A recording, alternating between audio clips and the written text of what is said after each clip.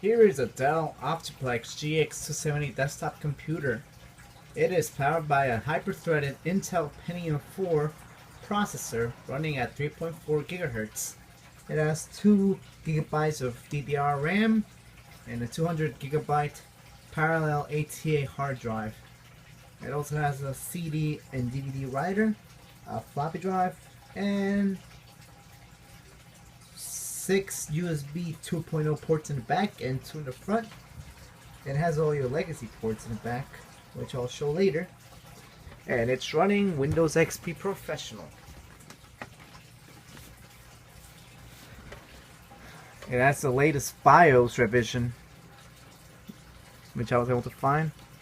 Let's go to the BIOS. I mean, if you want to look at it thoroughly, you can just pause the video and read the other settings from there while I quickly navigate through the menus.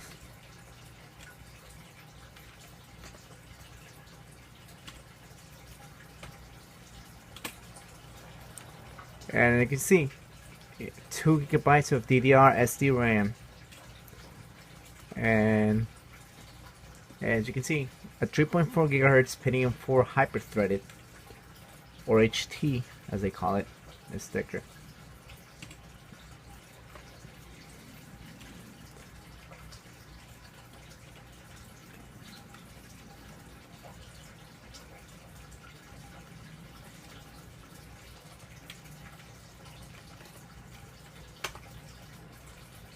Alright.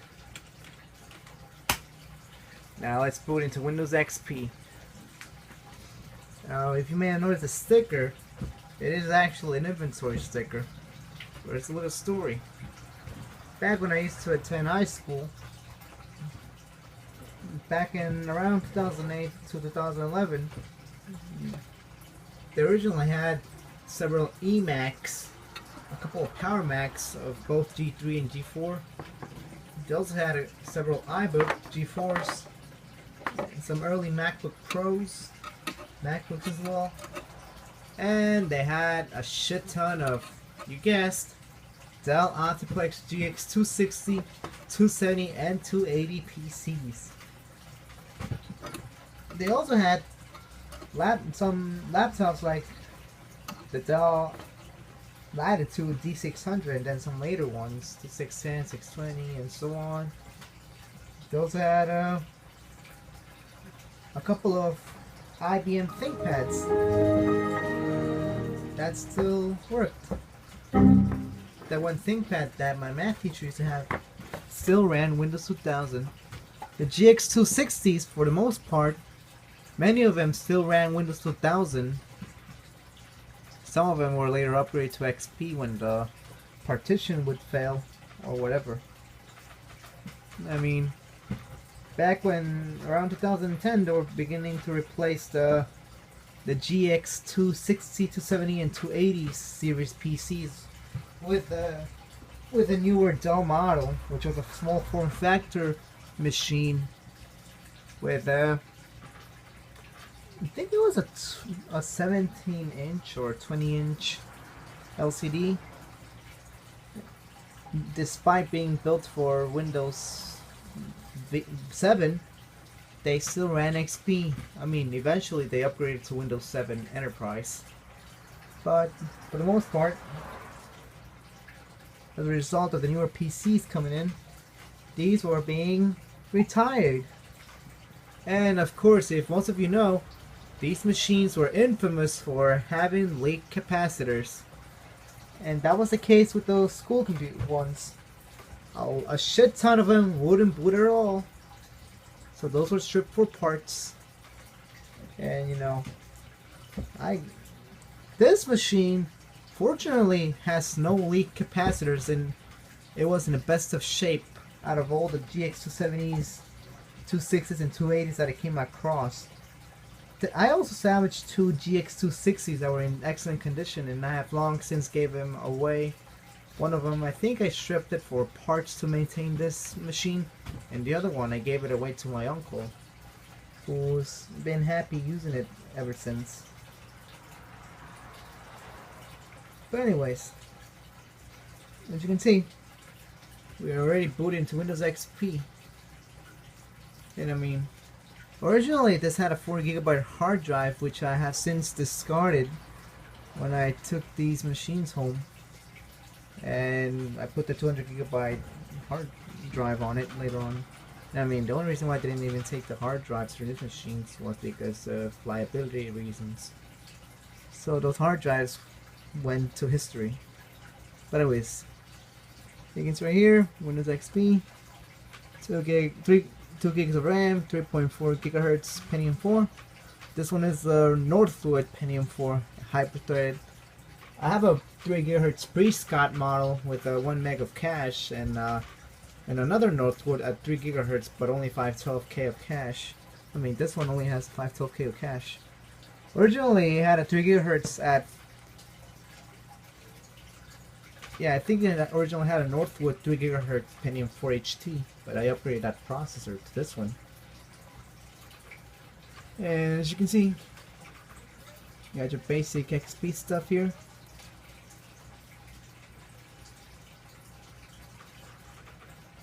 Now, when we were scrapping these PCs, we would remove them from the inventory, and so I asked permission from one of the superiors, and he told me that once that we set them out for scrap, I could just take them home if I want to, and you know, make use of them.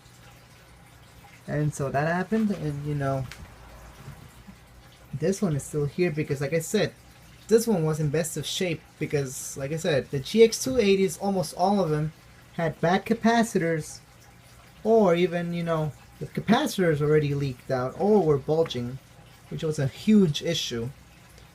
In addition, they were also retiring, around 2011, they began retiring the Dell Optiplex GX620 desktops that the school had. I mean, I have a 520 over here. If I remember correctly, it also came from there, which I saved as well. Of course, no hard drive for, you know, security and liability reasons. But I put in my own hard drive in a new install. But anyways, those GX620s were replaced with Lenovo ThinkStations, the all-in-one series. And it was funny how during the first few weeks there were a lot of students that were having fun with the webcam, which was eventually disabled. I mean, all those years with the IT of my high school helped me a lot get the hang of computers, which is also the same reason why I, you know, got familiar with these. And you know, at one point the Board of Education wanted to sue Dell because a lot of these, like I said, had bad capacitors. Anyways, let's just cut to the chase. Let's see. Let's just check out the Ethernet port. This one has a gigabit Ethernet. So let's see how good it is at loading that stuff. Let's go to YouTube for starters. Let me go to one of my videos.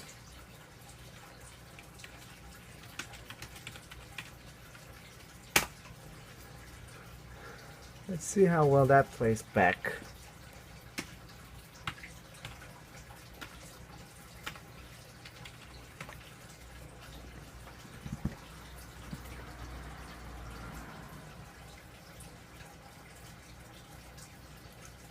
Let's try this. And let's see how video playback goes. Yeah,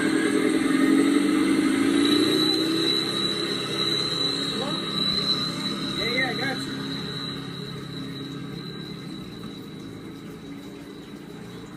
360p works fine, but let's kick it up a notch. Let's see how it does on 480.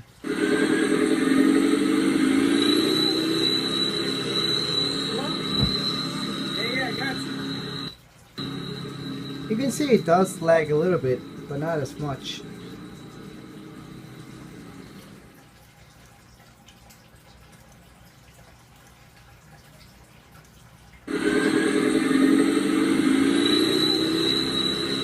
Looks like 720 works fine as well.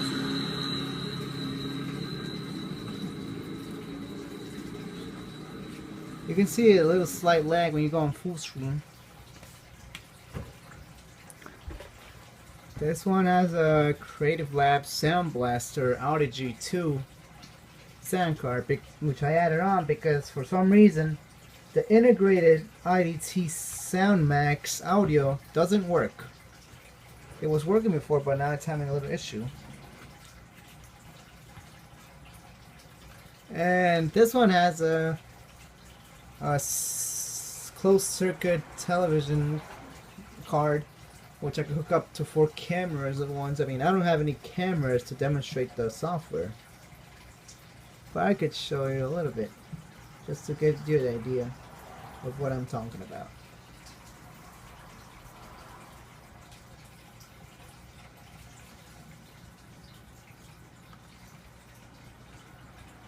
Give it a few seconds load and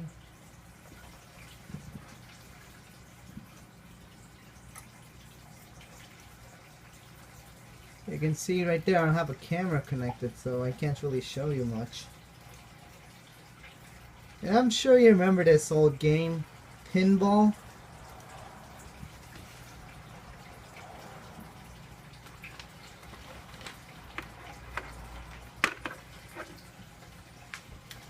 I mean, who could forget Pinball?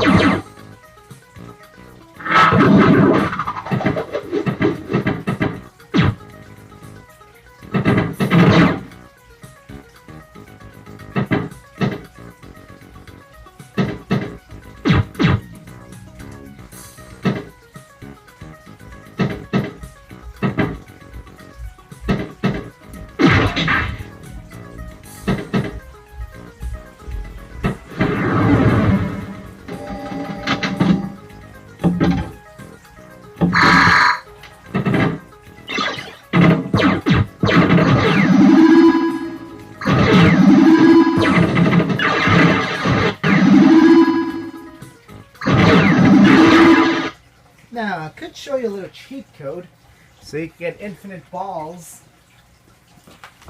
which I used to do that a lot back in high school when we had a lot of free time. A lot of us would play pinball just for the hell of it.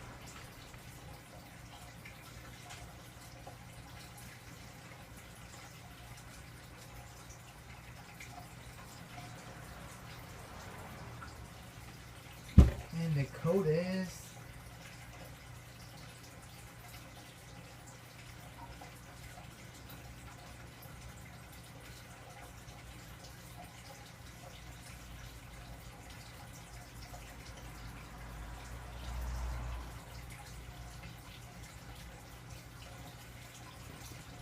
alright, here we go.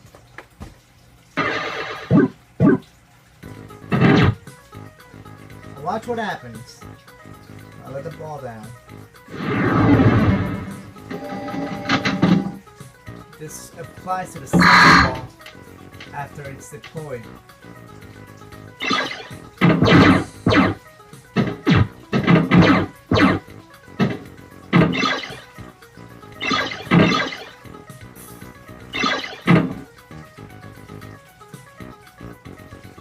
Let's see if I got this working.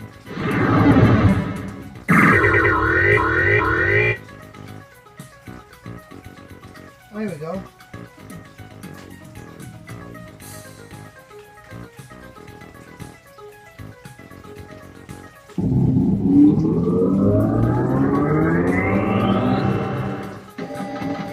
Let me try this again.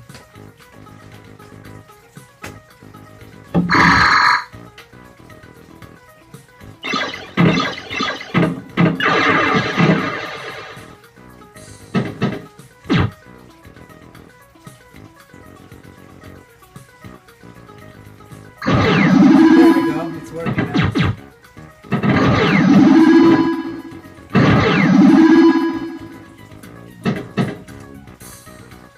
All you gotta do is type in. All you gotta do is type in Bmax before you launch the ball, and bam, you'll get infinite balls from here.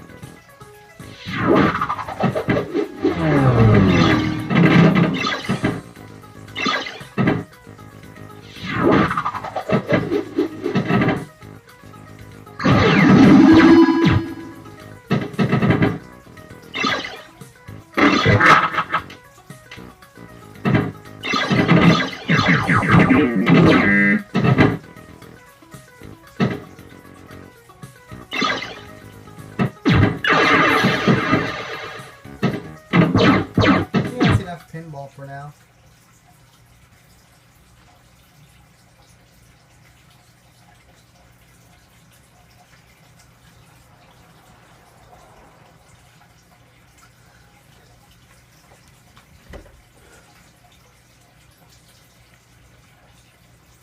Alright. Now to have some of the more stock games, the more familiar one being Minesweeper. Which, you know, I clearly suck at. I don't have much programs on this machine, though. Now, let's go. Hold on.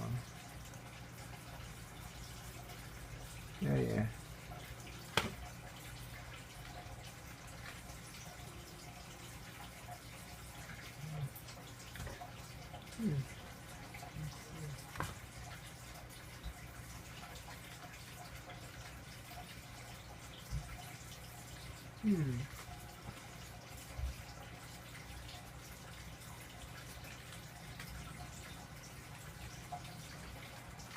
I guess I might as well show you the sound quality of the NEC speakers I have hooked up. Hey, let's play some games this summer. Like Animal Crossing New Leaf. You and me, Hoss. Centric, go, damn it, cut the blue back gear. Listening deep on autopilot, damn it, cut the blue back gear. All this time, don't touch that centric, damn it, cut the blue back gear. That's why I ain't on our gear. Get down, damn it, cut the blue back gear. Centric, go, damn it, cut the blue back gear. Listening deep on autopilot, damn it, cut the blue back gear. All this time, don't touch that centric, damn it, cut the blue back gear. That's why I ain't on our gear.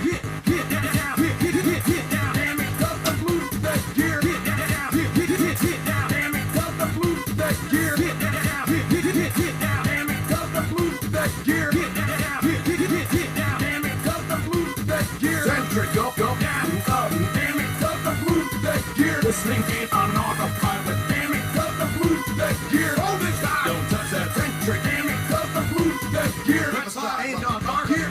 Centric, go, damn it, cut the blue back gear. Listening deep on autopilot, damn it, cut the blue back gear. All this time, don't touch that centric, damn it, cut the blue back gear. That's why I ain't on our gear. Damn it, cut the blue back gear. Centric, go, damn it, cut the blue back gear. Listening deep. Well, as you can see, it struggles on 1080p. So that's a big no-no for this machine. And this is from only a HTML5 video.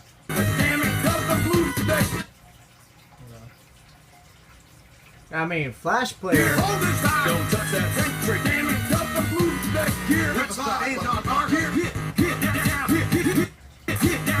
And you can see, on some of the videos, it does lag significantly. Although for some reason none of mine seems to do that. Probably because it's H.264 encoding. Damn it, cuz move that gear. Get down, get down. Damn it, cuz move that gear. Get down, get down. Damn it, cuz move that gear. Get down, get down. Damn it, cuz move that gear. Centric up, down, up. Damn it, cuz move. Alright, that's enough.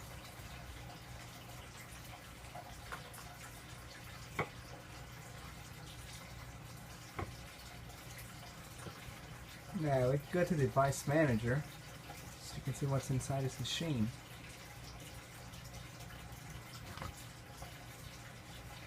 Now that you can see it, but let me zoom in.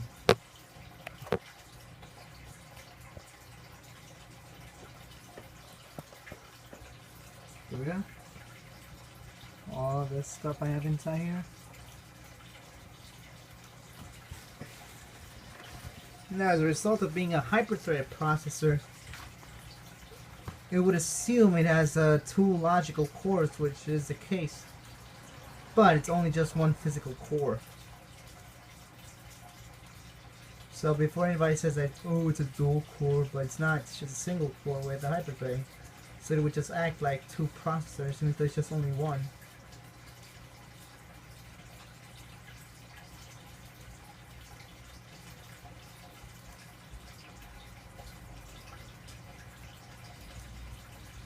I think YouTube user UXW Bill pointing out about the multiprocessing thing, and you can see right now it's using both in the hyperthread. You know. So as a result, since it thinks it's a dual core, even though it does support it, but you know, you could actually use the set affinity. The hyperthread core is CPU1, and the physical core is CPU0. I might be saying that wrong, but you get the idea.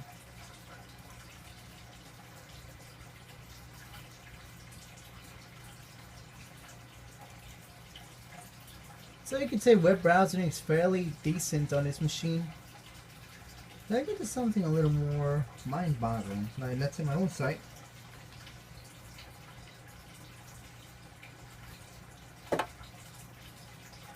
Yeah, I had to install QuickTime Player. There you go.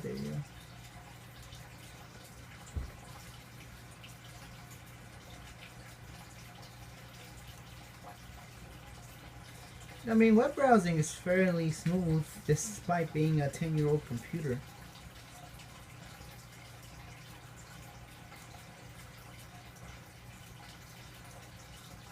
Let me go through a little more. And then show my Instagram for once.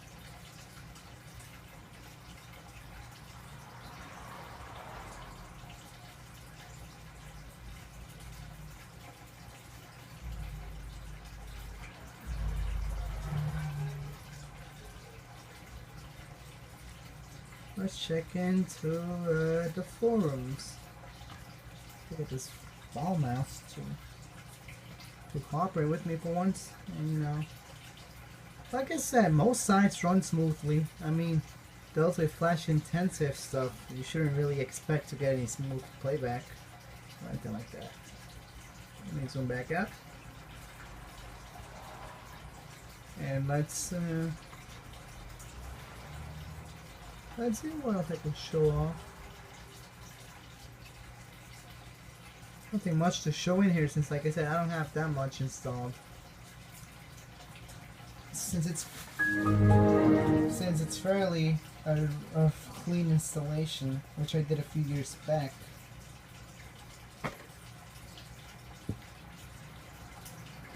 Actually, it was a few months back that I upgraded the hard drive. And it turns off pretty quickly. Now let's get to the second part. And now here we are inside the GX270. As you can see, right, if you look closely, here you have a serial ATA port for a serial ATA hard drive.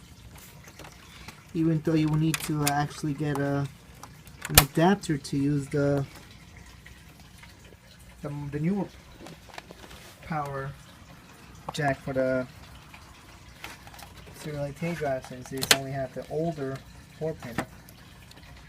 You can see here you have your two IDE interfaces, your floppy drive interface cable. I mean, you got your floppy drive here, the drive here, the hard drive right here.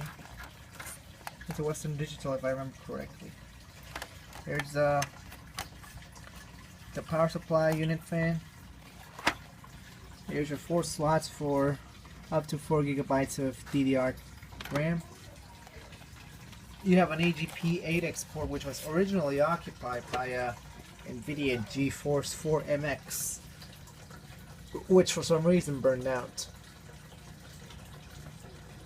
And you can see your processor is right here, and then this fan. I mean, this fan is not original to the system because it does have a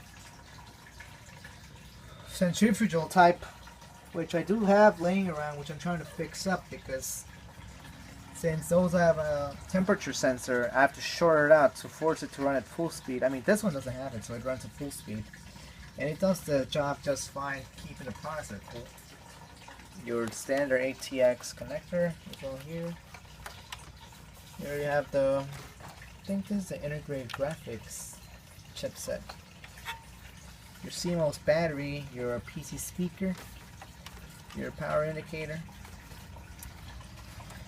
Here you have your 2 PCI slots via this riser card.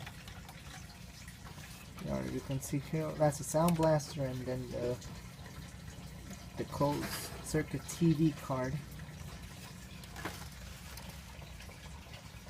I mean, there's not much to see, but now let's get to the IO ports. Here you have your 2 USB 2.0 ports and your audio jack.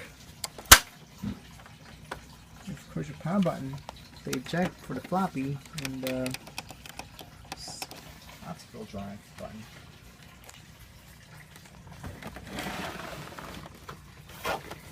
Here you have your serial port, your VGA port, your parallel printer port, your mouse port, and a keyboard port, both PS2 type. Here's your 4 USB 2.0 ports, the Gigabit Ethernet jack, and 2 more USB 2.0 ports. Your audio in, audio out, and microphone in. Again, this one is unoccupied. And as for the capture card, this is so I can hook up 4 cameras at a time. And your sound blaster, your Firewire 400. I think this one is for a subwoofer or something like that. This one is a microphone. There's your line, your default line in. All these other ports. I mean, I'm not too familiar with sound blasters or anything like that. The only thing I like about these Dells is that they're easy to access. I mean, you just press two buttons on the sides, like this one, and it just opens right up. So that was pretty much a plus in Dell's part. I guess I could show you a little bit of DVD playback. This is a pretty awesome movie, by the way. So let's put this in. Let's see how DVD playback goes as far in this PC.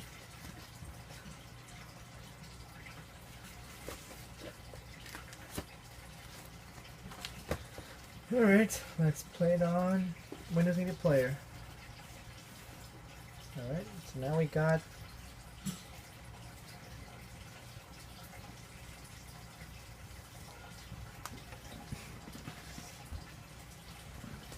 I prefer widescreen, to be honest.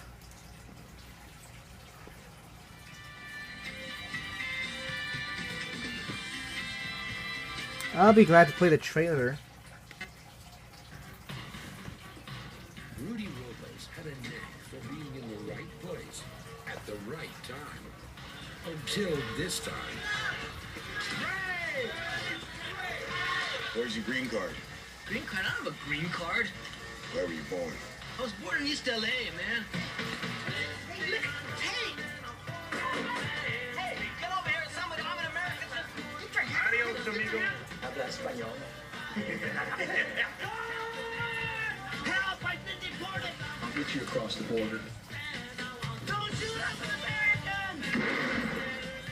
I was in the Cub Scouts. I got a merit badge. I was an altar boy. Give this man a rubber tortilla. I can't even speak Spanish. In 2 weeks' time, you're gonna have enough money. I mean, if you work overtime. Passports, green cards. Okay, you're now Fernando Valenzuela. You had 21 months last year. All right. Paradise. Go! All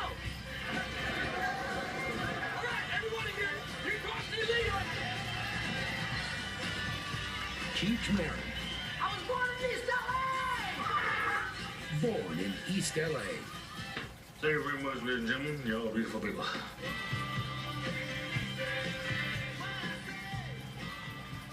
East LA.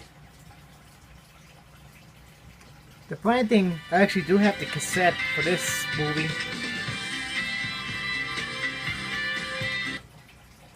You can see, it's pretty good.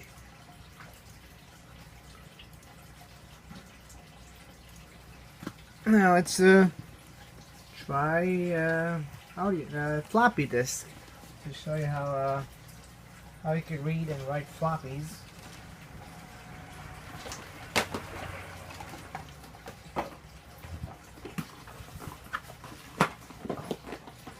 Something you rarely see nowadays. Demonstration of the floppy drive. It's,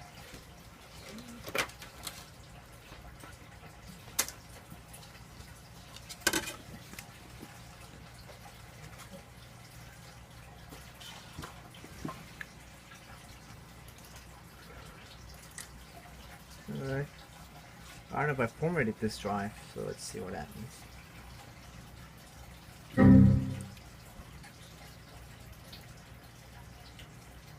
Yeah, I don't think I formatted this thing. Yeah, I think this one is a bad disk. I have a good one somewhere here.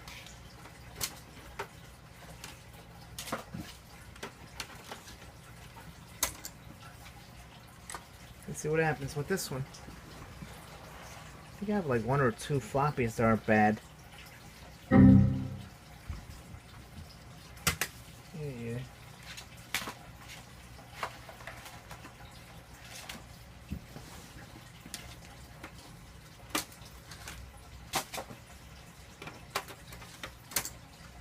Let's try with this one, because this one is good.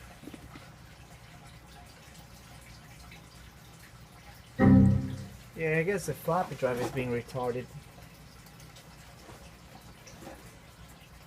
Because all these floppies, they're good, but it's just a little temperamental, it seems.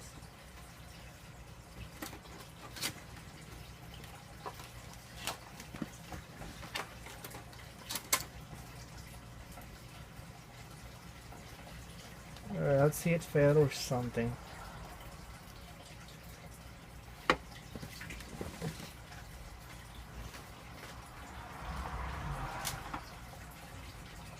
Let's see if it would at least format it.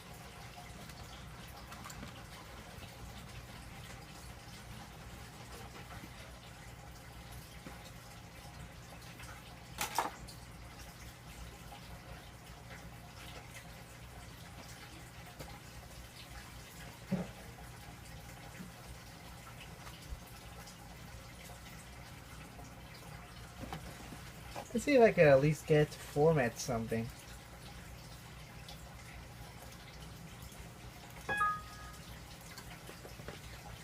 Probably gonna cry foul trying to format it.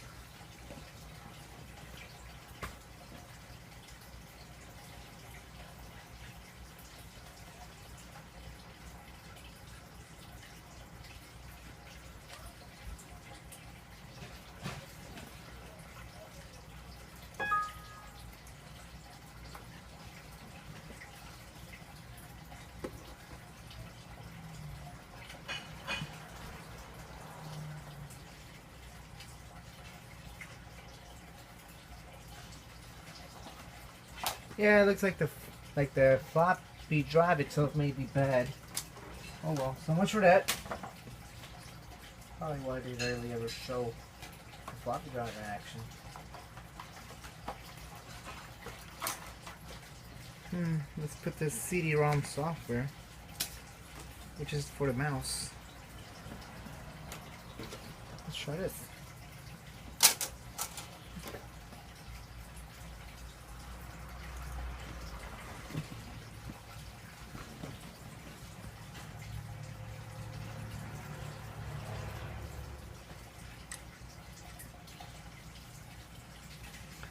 And it does just fine.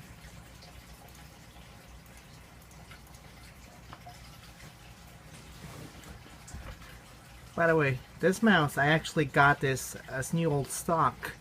This is pretty much brand new, despite being an old mouse. And I guess that's enough I could show for now. Because like I said, there's nothing much I could show on this PC. So let's shut this puppy down.